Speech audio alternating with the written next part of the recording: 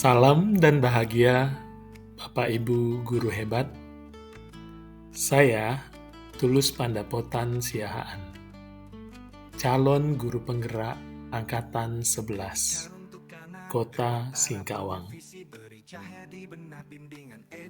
Pada video ini, saya akan memaparkan koneksi antar materi modul 1.1 mengenai kesimpulan dan refleksi pemikiran Ki Hajar Dewantara.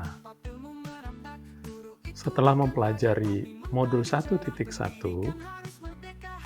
saya dapat menyimpulkan bahwa pengajaran dan pendidikan adalah dua hal yang berbeda. Pengajaran adalah bagian dari pendidikan. Pengajaran adalah proses pendidikan dengan cara memberi ilmu untuk kecakapan hidup anak secara lahir dan batin.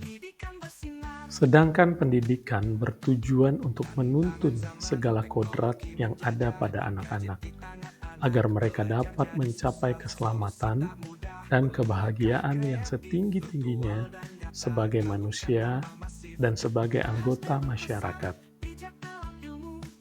Pendidikan menciptakan ruang bagi murid untuk berkembang secara utuh, agar mampu memuliakan dirinya sendiri dan orang lain, serta hidup menjadi pribadi yang mandiri. Sebelum mempelajari modul 1.1 tentang pemikiran KHD, yang saya percaya tentang murid dan pembelajaran di kelas yaitu, pertama, murid adalah kertas kosong yang harus saya tulis sesuai keinginan saya demi masa depannya yang lebih baik. Kedua, saya hanya terfokus untuk menyampaikan ilmu. Ketiga, saya hanya terfokus untuk menyelesaikan materi. Keempat, saya hanya menilai murid dari aspek pengetahuan dan keterampilan.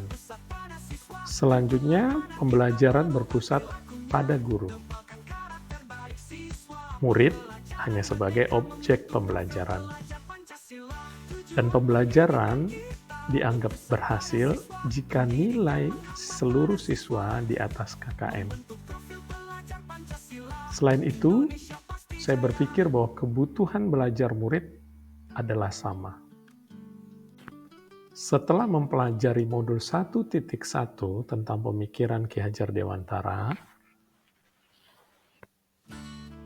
pemikiran saya mengalami perubahan, yaitu pembelajaran bukan hanya ilmu, melainkan menuntun dan memerdekakan murid untuk dapat menumbuh kembangkan potensi yang dimilikinya sesuai bakat dan minatnya masing-masing.